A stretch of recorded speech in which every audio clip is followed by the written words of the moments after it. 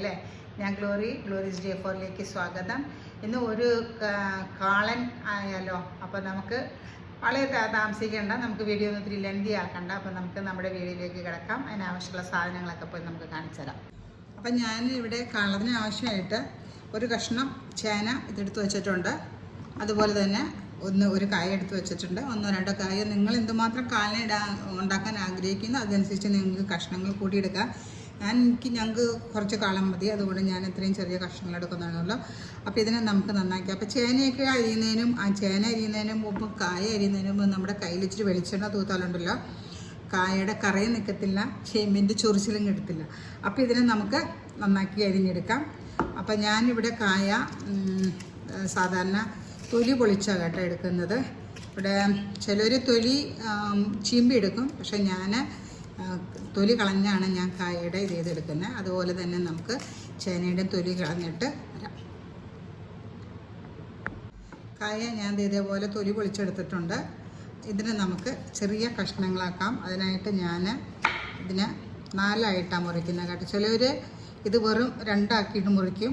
ഞാൻ 4 ആക്കുന്നുണ്ട്, ചെറിയ കഷ്ണങ്ങളാക്കാനായിട്ട്. അത് നിങ്ങളുടെ ഇഷ്ടമനുസരിച്ച് നിങ്ങൾക്ക് അരിഞ്ഞെടുക്കാം. ഇതേപോലെ ചെറിയ കഷ്ണങ്ങളായിട്ടാണ് ഞാൻ അരിയുന്നത്.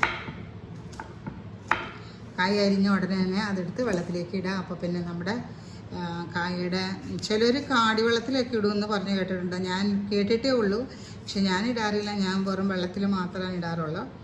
അപ്പോൾ ഇതേപോലെ അരിഞ്ഞ്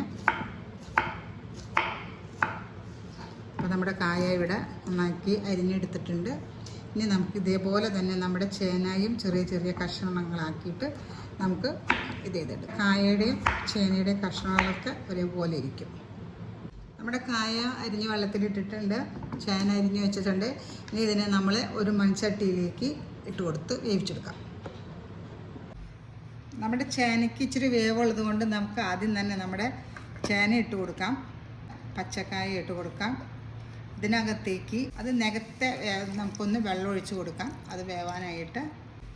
ഇതിനകത്തേക്ക് നമുക്ക് ഒരു 1/4 ടീസ്പൂൺ മഞ്ഞൾപ്പൊടി ഇട്ട് കൊടുക്കണം, സ്പൂൺ മുളക് പൊടി ഇട്ട് കൊടുക്കാം, 1 ടീസ്പൂണ് കുരുമുളക് പൊടി ഇട്ട് കൊടുക്കാം. പിന്നെ നമുക്കിതിനകത്തേക്ക് ആവശ്യത്തിനുള്ള ഉപ്പും കൂടി ചേർത്തിട്ട് വേവിക്കാം. ആദ്യം ഇച്ചിരി നല്ല ഫ്ലെയിം വെച്ച് കൊടുക്കണം. അത് തിളച്ച് കഴിയുമ്പോൾ നമുക്ക് ഒരു മീഡിയം ടു ലോ ഫ്ലെയിമിലേക്ക് മാറ്റാം. അരപ്പിനായിട്ട് ഞാൻ ഇവിടെ 1/2 കപ്പ് തേങ്ങയും 2 പച്ചമുളകും അതുപോലെ തന്നെ ഒരു 1/4 ടീസ്പൂൺ ജീരകവും കൂടി എടുത്ത് വെച്ചിട്ടുണ്ട്. ഇതിനെ നമുക്കൊന്ന് അരച്ചെടുക്കാം. കാളൻ ഉണ്ടാക്കുമ്പോൾ ഒത്തിരി ലൂസ് ആവാതിരിക്കാനായിട്ട് ഞാൻ വെള്ളമൊന്നും ഒഴിച്ചിട്ടില്ല.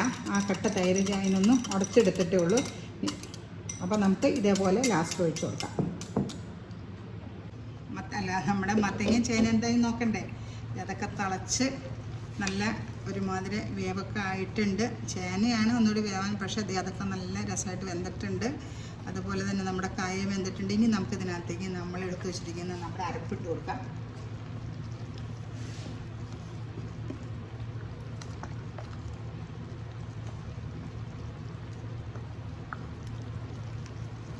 അതിനെ ഒന്ന് ശരിക്കും നന്നായിട്ടൊന്ന് ഇളക്കി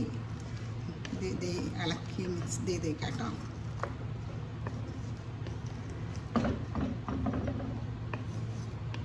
ഇതിനെ നമുക്ക് ഇനിയിപ്പോൾ നമ്മളിത് അരച്ചെടുത്ത പാത്രം ഒന്ന് കഴുകി ഒഴിക്കാം. വേറെ വെള്ളമൊന്നും ഇതിനകത്തേക്ക് ചേർക്കേണ്ട ആവശ്യമില്ല. ഇപ്പോൾ അരച്ചെടുത്തേക്കുന്ന അരപ്പിൻ്റെ ഇത് മതി. ഇനി നമുക്ക് ഇതിൻ്റെ പച്ച മണം പോകുന്ന വരെ നമുക്കൊന്ന് പയ്യെ തീ ചെറുതാക്കി വെക്കണേ, അടുക്കി പിടിക്കരുത്. നമുക്ക് ഇളക്കി കൊടുക്കാം. നമ്മുടെ കറിയുടെ പച്ചമണമൊക്കെ മാറി കറി ഒരുമാതിരി കുറുകിയൊക്കെ വന്നിട്ടുണ്ട്. ഇനി നമുക്കിതിനകത്തേക്ക് നമ്മൾ എടുത്തു വച്ചിരിക്കുന്ന നമ്മുടെ തൈരിട്ട് കൊടുക്കാം. നന്നായിട്ടൊന്ന് മിക്സ് ചെയ്യാം. ലേശം ഉപ്പിൻ്റെ കുറവുണ്ട്, നമുക്ക് ലേശം ഉപ്പിട്ട് കൊടുക്കാം.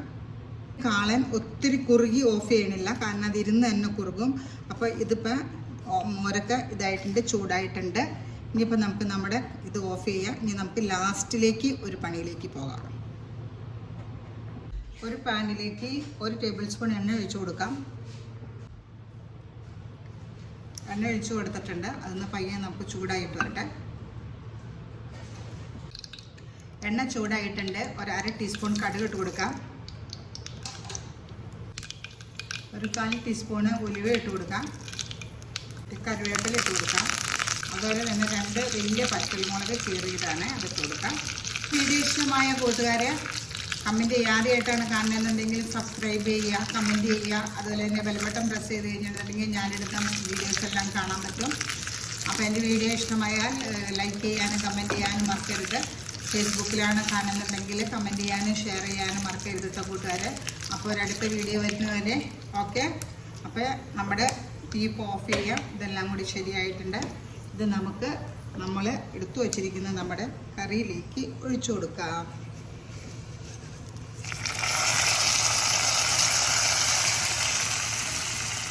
ഇതാ നമ്മുടെ കാളൻ ഇവിടെ റെഡി ആയിട്ടുണ്ട്. നല്ല ടേസ്റ്റ് ഉണ്ട് കൂട്ടുകാരെ. നിങ്ങൾ ഉണ്ടാക്കി നോക്കിയിട്ട് കമൻറ്റ് ചെയ്യണേ. ബൈ.